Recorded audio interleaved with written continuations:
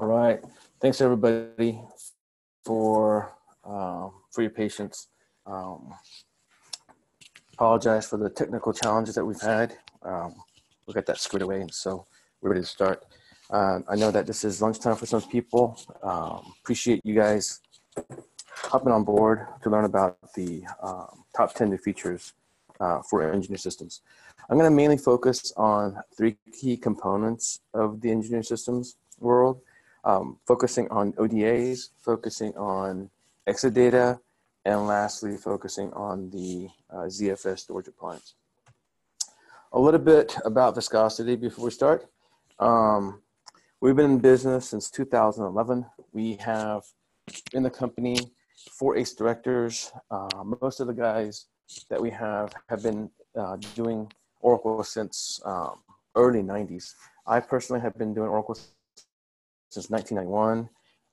We are a premier platinum partner with SharePlex and also a partner with ZeroStack, which does a lot of the OpenStack implementations, which is fully vetted, and we're able to build private clouds for our customers.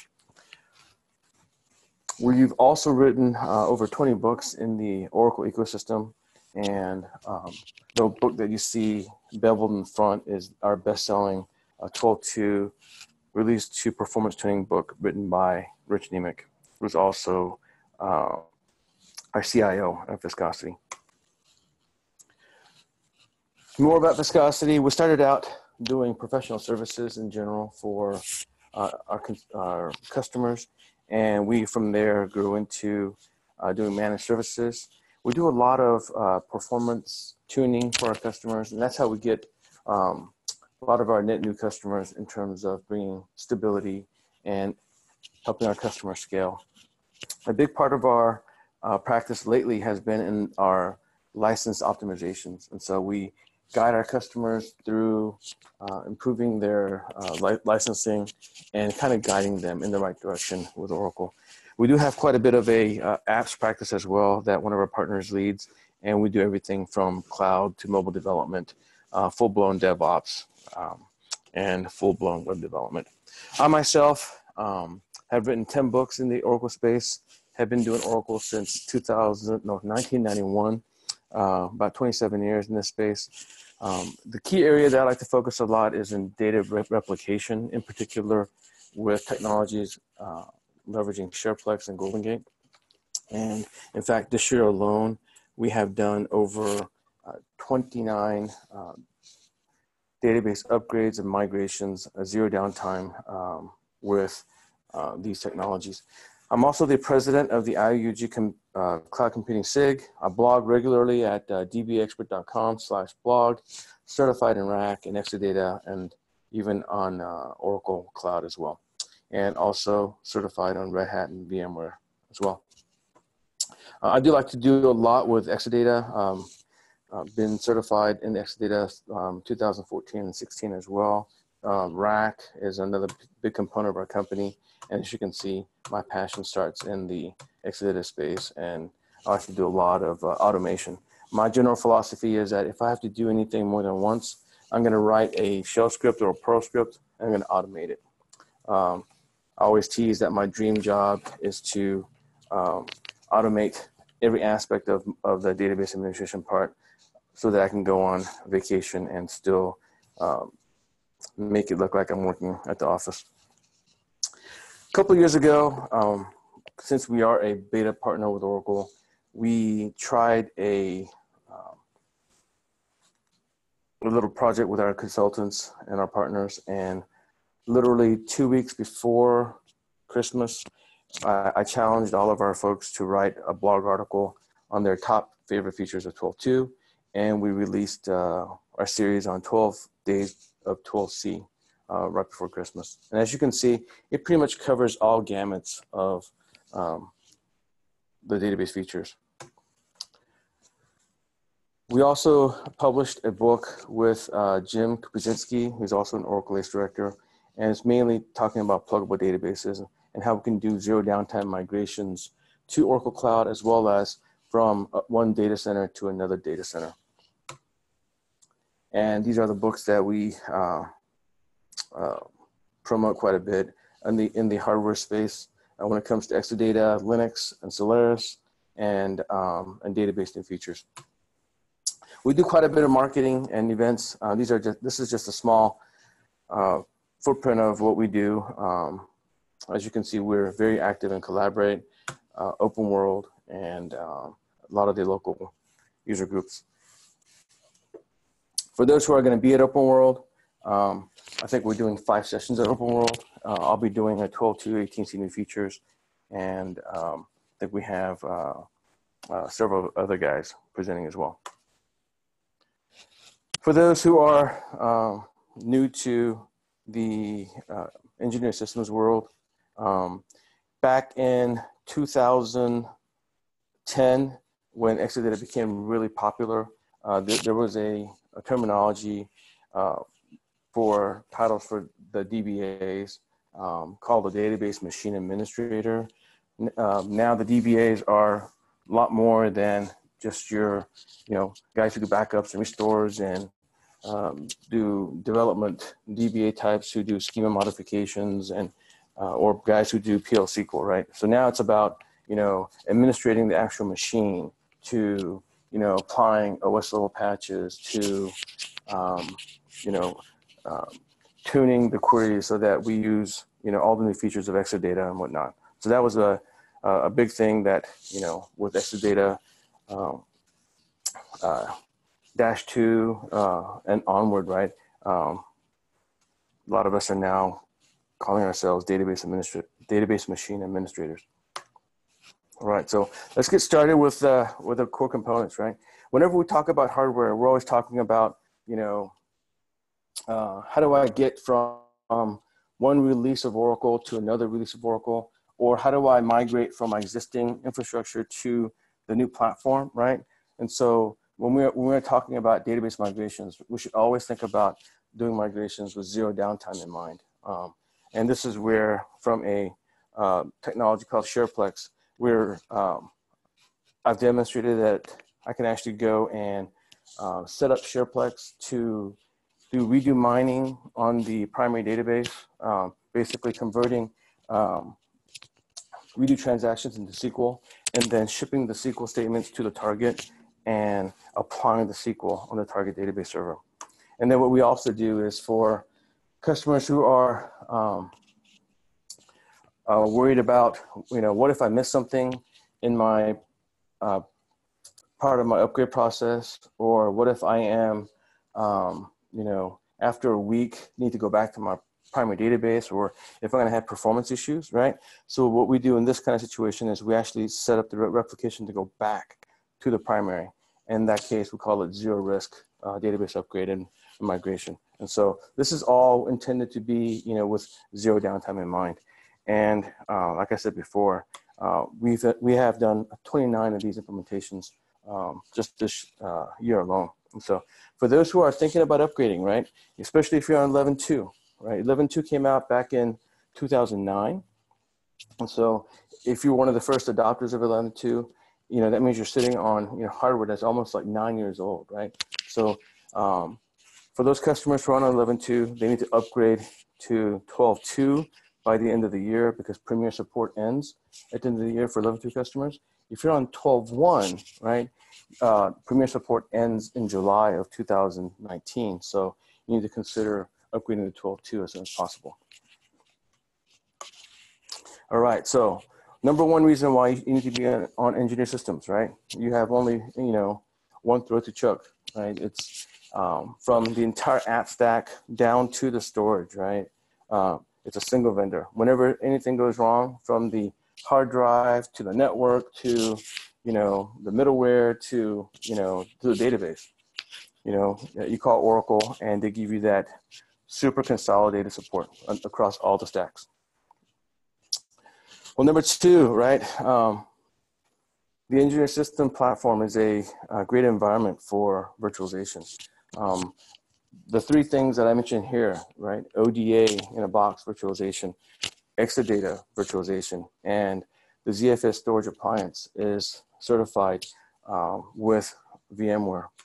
So let's start with the ODAs, right?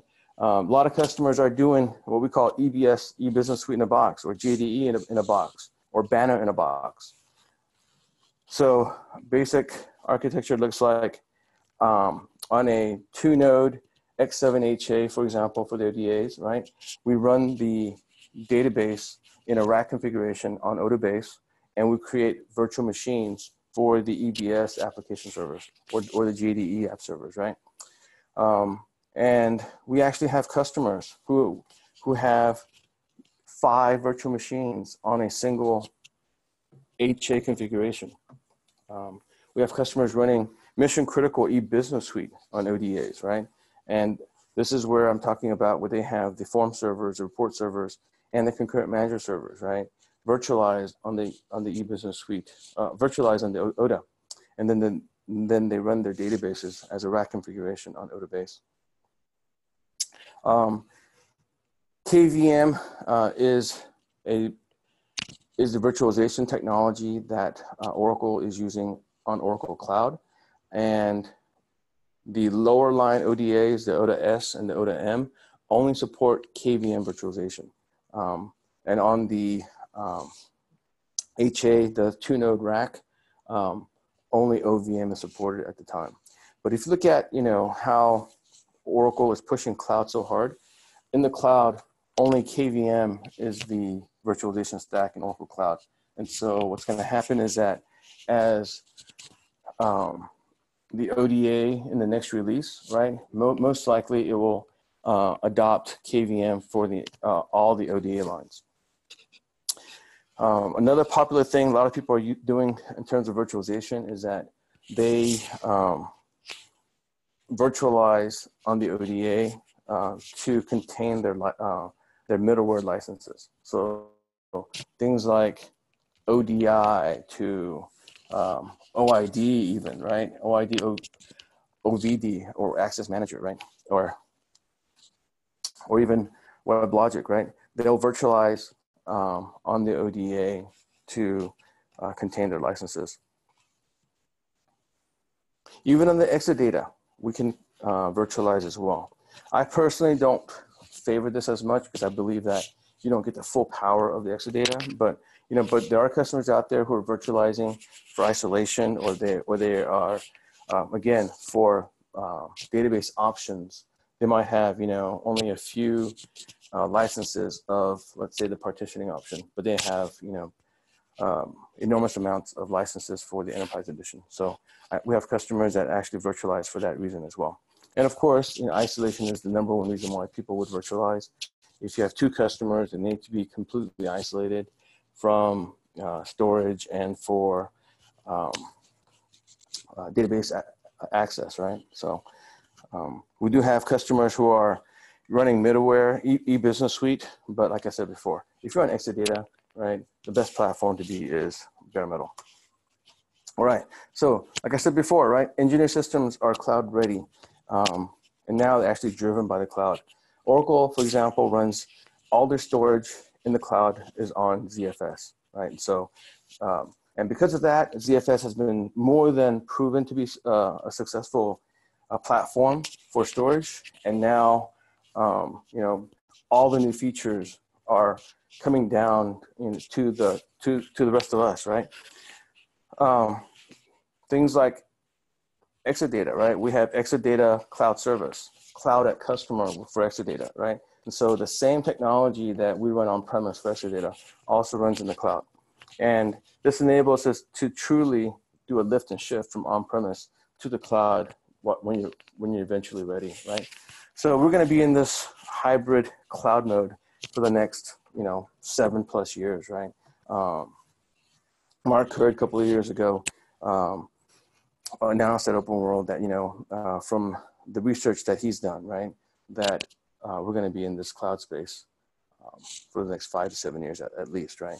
And so the X7 compute nodes that you see in Oracle Cloud that run bare metal cloud service to their infrastructure as a service and their platform as a service, that's the same X7 compute that's on the ODAs or the x86 that you would buy from Oracle. So the cloud becomes a very big component to all this because all the new technologies and all the new database features are going to go to Oracle Cloud first, right? That was the announcement that they made when they came out with 12CR2, right? And so as you can see, 12CR2 came out in September of 2016, and it became available to on-premise customers on March of 2017. Well, since then, they realized that they have a really big community of engineer systems customers. And so when they came out with 18C, as you can see, 18C came out in February 2018. However, if you are an Exadata customer, right, you're also able to download 18C as soon as it came available in the cloud. And what they also did is for the ODAs in March of 2018, they made 18C available for the ODAs. And for the rest of us, the rest of the world, we're not on engineer systems. It wasn't available until July of 2018. All right, so this is just a pictorial diagram to demonstrate that, that on February 16th, that for the Exadata and supercluster, right, that 18C was made available. And that's just to show you what the size was for it. We offer at Viscosity our own version of public cloud. We call it our Edge Cloud. It's a combination of what we call right to own. So we would sell the hardware to our customer with the intent of hosting that server on one of our hosting partners and financing the hardware plus projecting the cost of the hosting services plus adding our managed services fee. And then we can give you a similar cloud experience as you would do to any other cloud. All right, number 4 is hybrid columnar compression. So Oracle announced a few months ago that on the ODA, if you are running 18C, you will also get hybrid columnar compression. So there's 3 main platforms that have hybrid columnar compression now. Exadata, obviously, and originally it was called Exadata Hybrid Columnar Compression.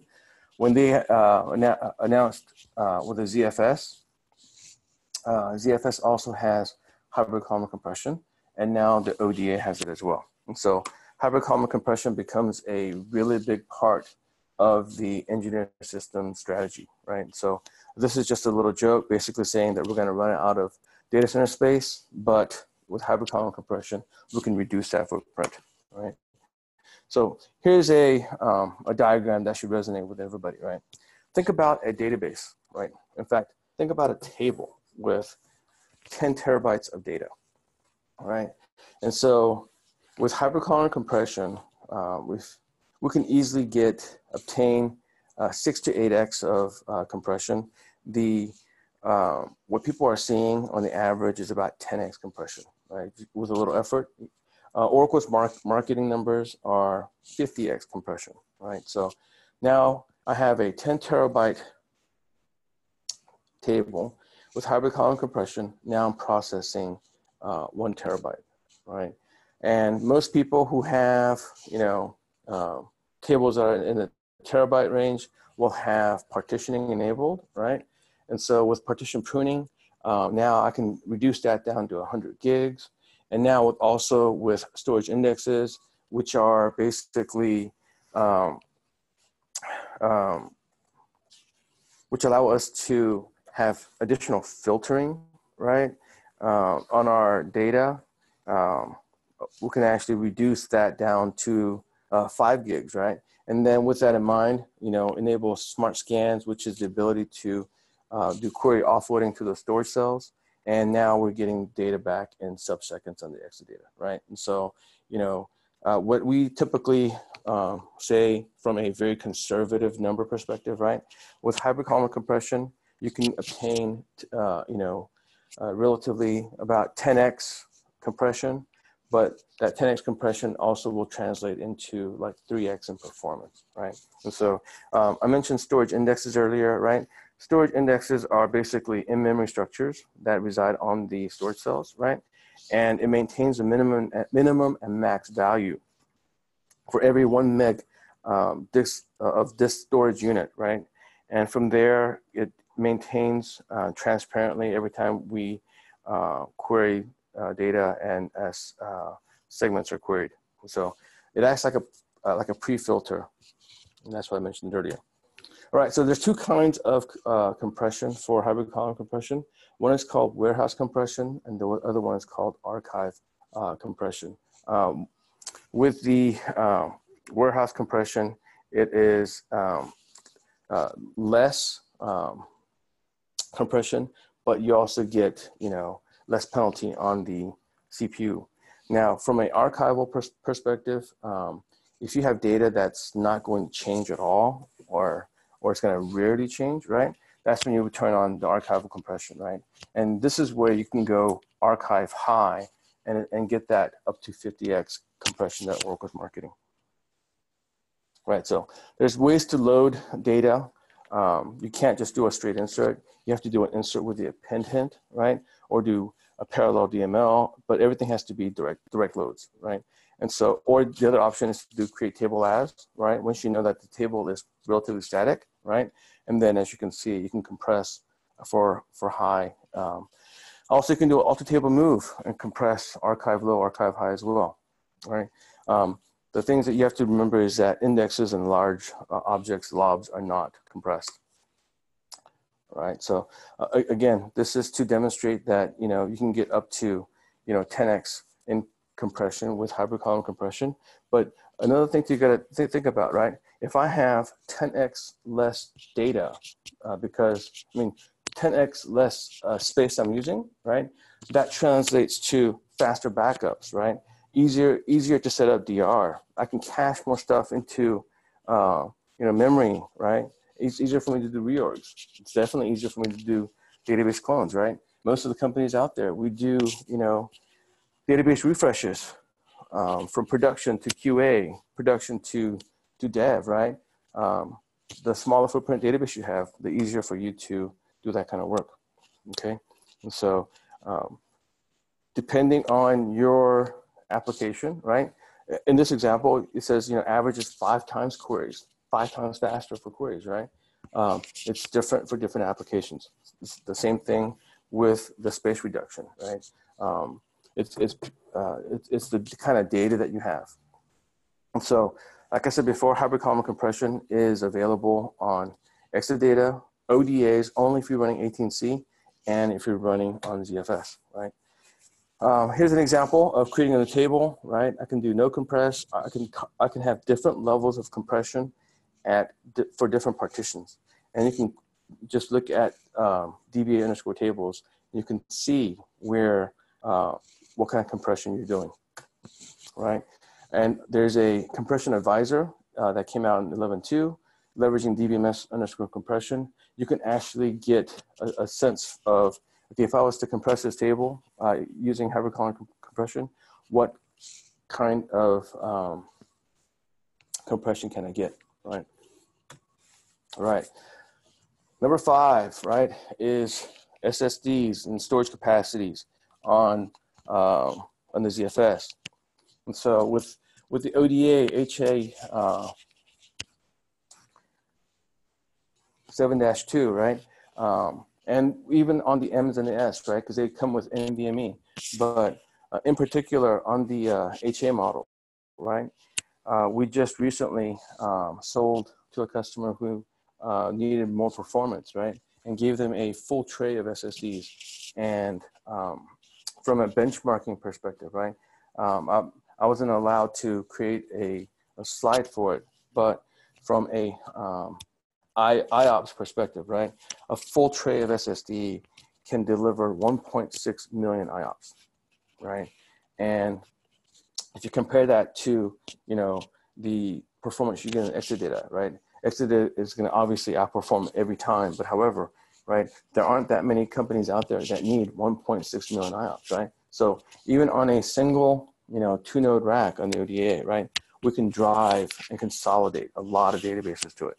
Also, from a ZFS perspective, right, Now we're talking about accessing DRAM. From DRAM, we access, solid state drive, and from solid state drive, we can have data that goes to the regular hard drives, right? So we can truly do what we call information lifecycle management.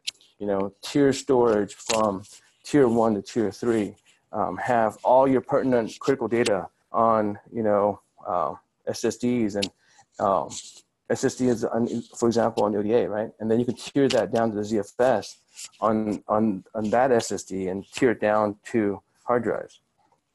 And so from the, if you think of, ZFS, right, we have DRAM, and when you talk about DRAM, talking about nanosecond performance, right? We're talking about flash, we're talking about microseconds. We're talking about disk, we're talking about milliseconds. And so, when you look at an AWR report, right, all your output comes in form of milliseconds. And so from a flash perspective, right, it's 1,000th of a millisecond. And from a DRAM perspective, right, 1,000th of a microsecond. So we can truly tier storage. Right, so on the ZFS, right, we can have up to 3 terabytes of DRAM, 614 terabytes of reflash cache, right, and 2.4 petabytes and 9 petabytes of storage cells. All right, so let's also look at storage capabilities on the Exadata, right? And so we have a concept of flash cache in the Exadata, concept of flash logging, right? Exadata write back flash and flash cache compression, right? So all these are technology that's only on the Exadata. That's why I just specifically put it on the Exadata. But for example, if you look at flash logging, for example, right? Now I have the capability to send my redo writes. One would go to flash, and the other redo write would go to disk, right? And the way it works is that whatever write happens first, right, it gets acknowledgement back to log writer and it continues on, right? So if you have, very latency sensitive application that generates an enormous amount of redo, right, you can get enormous performance by turning on flash logging on the Exadata, which is on by default, right? So all these technologies, you don't have to do anything. It's just natively built in, right? And now, for example, write back flash cache, right? You're talking about being able to read and write, through the flash cache that's available in Exadata, right? So on the Exadata, right, we have 2 socket servers or 8 socket servers, right? And that's why you see it as, X7-2 and 7-8, right? So another big component of Exadata is the InfiniBand network that connects the compute nodes to the storage cells. It's 40 gigabit per second, but it's beyond just the 40 gigabit that drives performance. It's the low latency, right? When we talk about, when you do a ping on a server between one node to another node, right? You get the response back in milliseconds. However, when you're on the Exadata and we do what we call an RDS ping, right?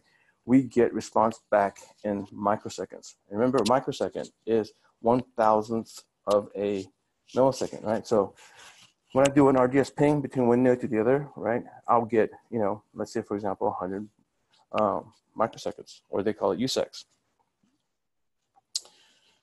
From an Exadata X7 perspective, right, you can do almost 6 million IOPS, right, 300 gigabytes per second of analytical throughput, right? And from a storage perspective, right, we can do 1.7 petabytes of disk or 720 terabytes of NVMe flash. Exadata is optimized for running, not only data warehouse workloads, but also OLTP and mixed workloads as well.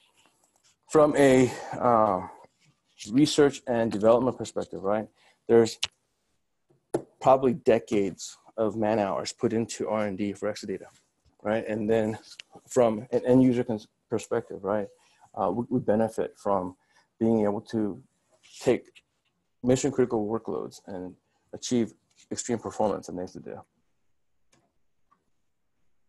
Let's just talk about the flashback logs. Like I said before, you can actually get 3x faster response time by going to Exadata. Disk drives on the Exadata, have been upgraded to 10 terabyte drives. Flash storage doubles for Exadata to almost 26 terabytes per cell server, right? Flash disks are now hot swappable, and memory upgrades are available on the Exadata storage servers. From a read-write perspective and latency perspective, I wanted to provide these numbers. This is what a full rack Exadata is capable of delivering, right? 6 million IOPS, 5.4 million IOPS for writes, and achieve latency of 250 microseconds. All right, let's go look at number 7. This is another big reason why a lot of customers go to ODAs. ODAs by far have the most lenient hard partitioning or capacity on demand licensing options, right? So when we talk about ODAs and Exadata, we talk about capacity on demand. We talk about virtualization, leveraging OVM, right? We call it hard partitioning. So on the ODAs, we can actually have only 2 cores, for example, lit up on the ODAs. The Exadatas have a different rule, but and we'll go over that in the next screen.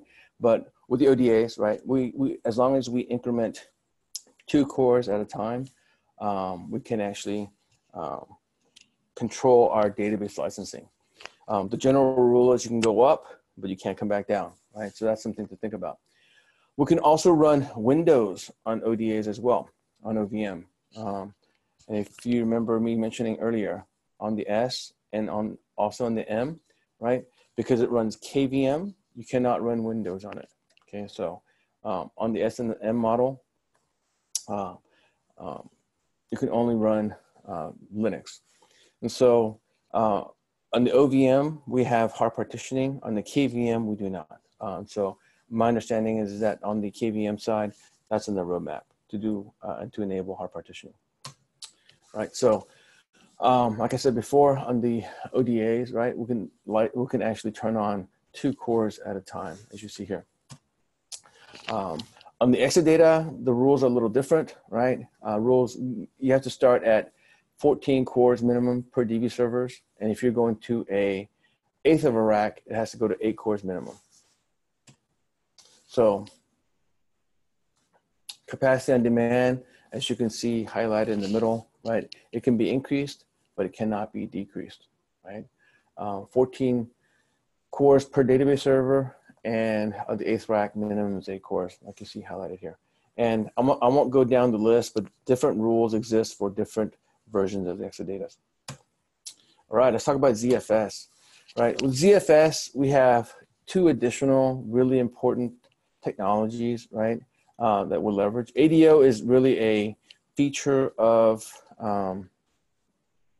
it's actually the Oracle Advanced Compression option, but with ADO, we can actually do storage tiering and information lifecycle management to the ZFS.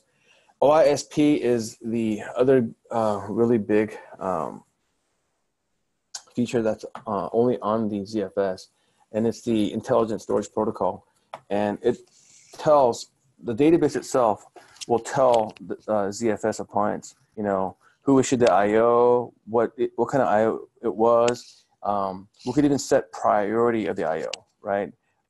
And also sends other really interesting metadata information to the ZFS. It even tells the ZFS what kind of file type it is. And we can even give it cache hints. So the cache hints, for example, will tell the ZFS that if this is a RMAN IO, right, don't take up my DRAM, right? Flush it straight to disk. Or, you know, if this is RMAN, right, or even archive log IO, right, set the priority lower and give higher priority to, you know, your asynchronous processes and your checkpoints. And, you know, we can set up different thread pools for read, write, and sync IO as well. Traditionally on the ZFS, or actually on other platforms, right, we set up what we call record sizes and log bias. And different file types have different settings for record sizes and log bias, right? So, for example, you know, our redo logs, right? We set these differently than our database files, right? But on the ZFS, all of that's handled for you, okay? Also on the ZFS, we can actually take snapshots, right? So if we do image copy backups to the ZFS, guess what? right? We can take snapshots and clone dev and QA environments, right? This is instant cloning. There's no, there's no space consumption when you do a snapshot. The only space that's consumed are updates and inserts after the cloning happens, right? And so also in the ZFS, right, we can actually do backups and restores, right? This is on the ZS5-4. This is with dual controllers, right, with fully populated memory, right? And we can achieve 60 terabytes per hour for database backups, right? I mean, that's insane. You can actually back up a terabyte database, right, on the ZFS. Like I mentioned before, if you do image copy backups, what we call incrementals forever, right, you can effectively eliminate level 0 backups forever, right? And at that point, run your development databases on the ZFS. Even run your QA databases from the ZFS, right? No space consumption, right? As long as you're doing if you're doing queries, the queries will perform just as if you were running, your database on the ZFS without a snapshot. Now the inserts and the updates will take a little longer because now you got to do, copy on write technology where the deltas are stored on the ZFS on another directory, right? From a DBA perspective, right, there's some cool stuff I can move to the ZFS. The diagnostic destination, the OS watcher, that can all go to the ZFS, right? So if you're running a 4-node RAG, you don't have to log into each node to go look at the alert log, for example, right? Even like Oracle Base, right, can go to the ZFS as well. A single pane for you to look at all your stuff. If you're running DBFS, obviously that's easy to do, right? You can move all your, data pump files, external tables, right, to the ZFS. If you're running, for example, we have a lot of customers who run ODBC drivers, right? Basically, what we do is from the ZFS, we can issue queries to SQL Server. We install Unix ODBC on the Exadata or ODA or, even just x86 hardware, right, on the Linux platform. And we run the heterogeneous gateway to SQL Server, and we can actually query data and insert data, right? And obviously, we can move, database data files on the ZFS. And if you have, dual controllers, and if you have SSDs, you can move even your heavy workload database files on the ZFS as well. And, with 18C, 12.2, and as we evolve into the emerging technologies, big data is becoming a big deal, right?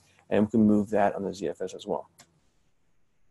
All right, so we have customers that we have completely eliminated backups tape, right? This is where we leverage ZFS on our primary data center. We do disk-to-disk backup, leveraging RMAN, right? And we use ZFS Replication, right? ZFS Replication is now free. And from there, we can actually replicate to another ZFS, right, on another data center. And so for a lot of companies, this will address their SOX compliance. And as a result of it, right, we can eliminate tape backups or even offsite backups that go to, for example, Iron Mountain. All right, so I talked about ADO earlier, right? With ADO, which is a Oracle Advanced Compression license, right? I can actually see heat maps of where my hot blocks are, hot objects are inside of Oracle, right? And with that, right, I can actually compress partitions if it hasn't been modified in a period of time. I can actually, in this case, compress high if it hasn't been updated in 180 days, compress low if data hasn't been updated in 30 days, right? And this allows me to do storage tiering, right? So, and this is something to think about for a lot of people too. A lot of people don't realize that when you compress data on the Exadata with hybrid column compression, and now it's going to be, with the ODA as well, is that, people will do their due diligence, right, to do an insert with the append to load the data so it'll be compressed. But another part of the application will go in right behind it and will possibly update that row, right? Well, what happens when you update a row, right? It has to actually decompress that data, right? And do the update. But when it does the update and puts it back onto disk, right? It doesn't recompress, right? So this is where ADO comes in handy, right? You can actually write these policies that say, if that row hasn't been updated in 30 days, recompress it. All right, so here's an example, right? From a policy to compress for query high or archive high, right? Okay, let's talk about storage indexes, right? I mentioned earlier what they do, right? The cool thing about storage indexes is that, you know, a lot of developers will have queries that say where this column is null, where this column is not null, right? And traditionally, when those queries come in, it will actually suppress indexes, right? And however, because on the Exadata, right, storage indexes, we know the min value and the max value, right? For tables, right? It will actually use a storage index to filter that data. So with storage indexes, right, we eliminate I/O without any overhead, because storage indexes only reside in the storage cell in memory structures.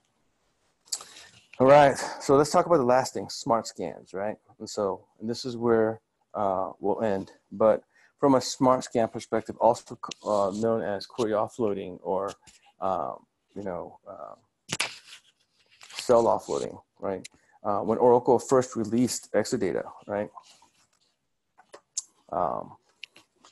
This was the #1 feature, right? A lot of when customers migrate their databases from traditional hardware to the Exadata, right?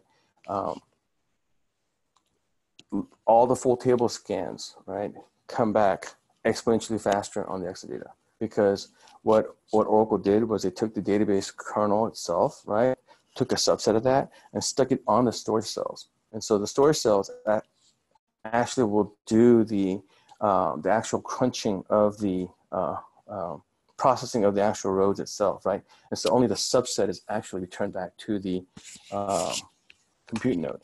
So think about this, right? If I'm querying again, let's say 100 gig table, right? And if I'm doing a full table scan, right? That means 100 gigs of data has to go from my database compute node, right? And it's more common for us to see customers running fiber channel, right? So, so now we're going through fiber channel to the switches, and our query is asking for 100 gigs of data, right, to be returned back to the fiber channel, and for the database to actually filter out, just to be able to, let's say, in this case, right, to be able to return, 100 rows, right? So imagine if we took that to the Exadata, right, and did a query offload, and where we are telling the storage cell server in this case to go do all the filtering with the where clause, filtering, and even leveraging the storage indexes, right? It's even better because we have hypercolumn compression, right? And so we're only returning from the storage cell server to the database server only 100 rows. So think about, multitudes of benefits that you're going to gain from the infrastructure side, right, to be able to use smart scans. When smart scans first came out, there was a lot of misconceptions of companies saying, you know what, you can drop all your indexes, just keep one primary key and whatnot. But it's really dependent on the application itself, right? Some application can have more indexes, whereas some applications will actually run better without having much indexes. Right, so I added a number 11, right? Exadata, we have IO resource management that's only available on the Exadata, right? We can actually filter out, actually specify this database can only get this many IOs, and this, this database can only get this many IOs. You can prioritize IOs on the Exadata as well, right? And I'm going to end it with a slide here. There's a lot more other unique features that's only available on the Exadata. All right, so, and here's even a more extended list, right? So with that in mind, right, thank you everybody for, and please come back and visit our website. Follow us on Twitter, on Facebook. We're just about everyone online. So thanks everybody.